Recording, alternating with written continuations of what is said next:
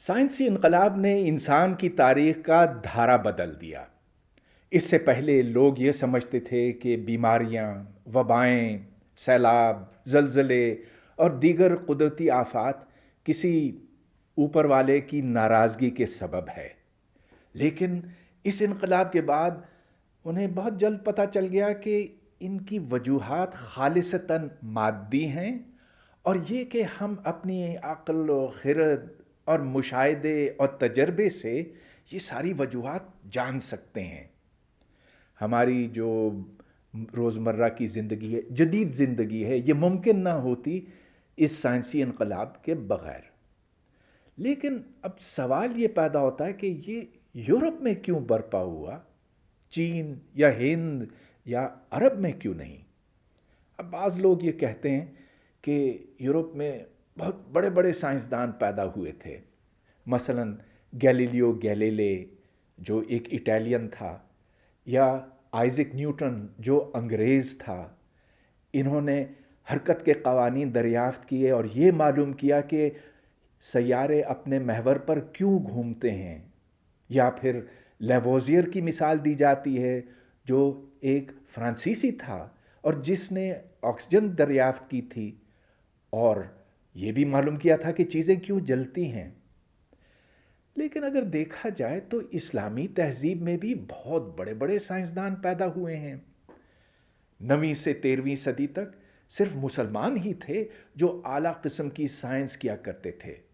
جابر ابن حیان نے کیمیا کے میدان میں کئی کمالات دکھائے، ایسے کہ ڈالٹن نے اس سے 300 سال بعد استفادہ کیا۔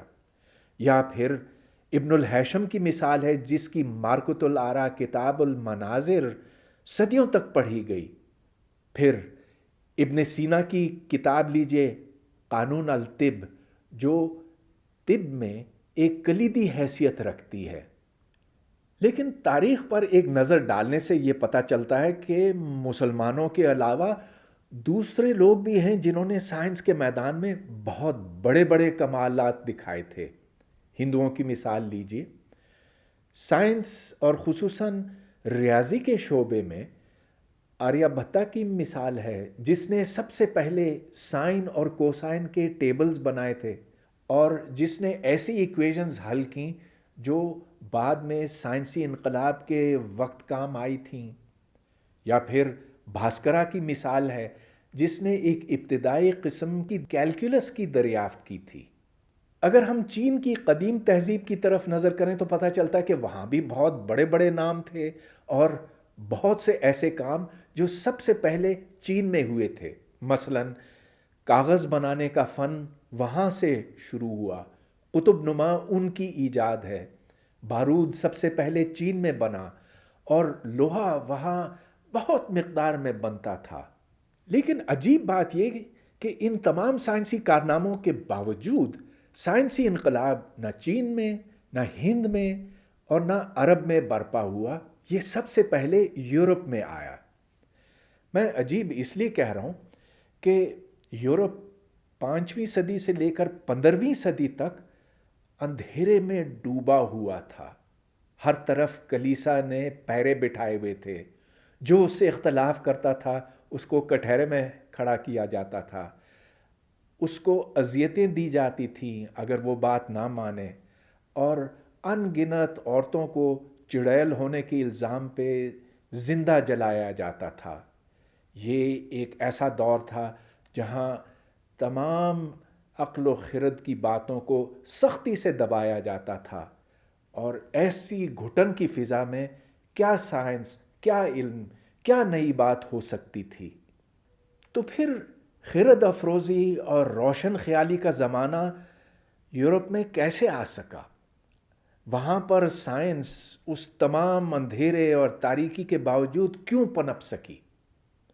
میں سمجھتا ہوں کہ اس کی 3 بنیادی وجوہات ہیں۔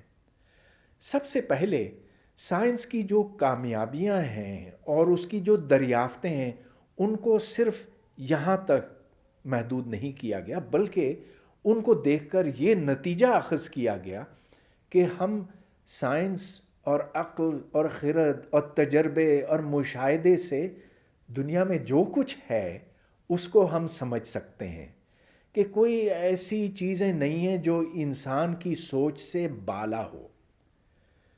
اس میں اس زمانے کے مفکروں نے ایک بڑا کلیدی رول انجام دیا۔ مثلا رینے ڈیکارٹس نے یہ کہا کہ اگر کوئی سا بھی مسئلہ ہو، کوئی فزیکل سسٹم ہو، اگر آپ اس کو چھوٹے چھوٹے حصوں میں تقسیم کریں اور ہر چھوٹے حصے کو علیحدہ طور پر سمجھیں، تب آپ پورے کو سمجھ سکتے ہیں۔ مثال کے طور پر انسانی جسم، ہمارا دل ایک پمپ ہے جو خون کو گردش دیتا ہے، یا پھر جگر جو خون کو صاف کرتا ہے۔ یہ ایک مشین کے مختلف پرزے ہیں۔ دوسرا اہم سبب یہ کہ جو صدیوں پرانی جنگ تھی کلیسا اور سائنس کے درمیان، وہ جنگ کلیسا ہار گیا اور سائنس جیت گئی، جس کا مطلب یہ ہوا کہ اب سائنس کلیسا کی گرفت سے نکل کر بہت تیزی سے آگے نکل سکی۔ اب اس سے یہ مطلب نہ لیں کہ سارے جو زمانے کے سائنسدان تھے وہ مذہب سے جدا ہو گئے، ایسا نہیں تھا۔ نیوٹن ایک کٹر عیسائی تھا، ڈیکارٹس بھی خدا میں یقین رکھتا تھا، لیکن جو بڑا فرق ہے وہ یہ کہ اب جو قدرتی مظاہر یا ہم جو اپنے آس پاس دیکھتے ہیں، اس کی توجیحات، اس کی وجوہات مذہب میں نہیں تلاش کی جانے لگی، اب اس کی تلاش سائنسی اصولوں کے تحت ہونے لگی۔ مثال کے طور پر جب آسمان میں شہاب ثاقب نظر آنے لگے تو پرانے زمانوں میں تو یہ سمجھا جاتا تھا کہ یہ کوئی بدشگون ہے کہ اوپر والا اس کو بھیجتا ہے، لیکن اب نیوٹن کے قوانین سے ہم یہ جان سکے کہ یہ شہاب ثاقب اس کشش ثقل کے باعث آتے ہیں اور اسی کے سبب لوٹتے ہیں، اور یہ کب آئیں گے اور کب جائیں گے۔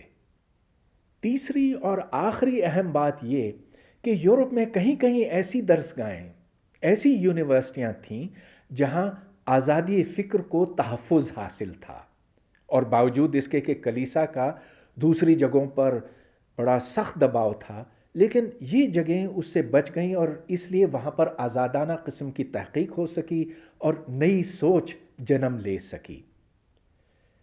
آخر میں صرف یہ کہوں گا کہ ہر تہذیب میں بہت بڑے بڑے ذہن پیدا ہوتے ہیں، بڑے سائنسدان، لیکن اس میں کوئی تعجب کی بات نہیں، کیونکہ یہ تو قدرت کی دین ہے۔ جو ہماری جینز ہیں، چاہے آپ یورپ میں ہوں یا امریکہ میں یا افریقہ میں، وہ تقریباً سب ایک ہی جیسی ہوتی ہیں، لیکن جو فکری تبدیلی یورپ میں آ سکی وہ آپ سمجھ لیجئے ایک اتفاق ہے، لیکن اس کے پیچھے ایک بہت بڑی بات ہے کہ یورپ میں کلیسا اور روایات کو شکست ملی اور سائنس اور منطق اور عقل کی جیت ہوئی۔ یہ سائنس کی ترقی کے لیے لازم و ملزوم ہے۔ آج ساری دنیا میں سائنس اور سائنسی سوچ پھیلتی چلی جا رہی ہے، اور باوجود اس کے کہ اس کی بڑی شدت سے مخالفت ہوتی ہے، لیکن ہمیں پتہ ہے کہ مستقبل اسی جانب ہے۔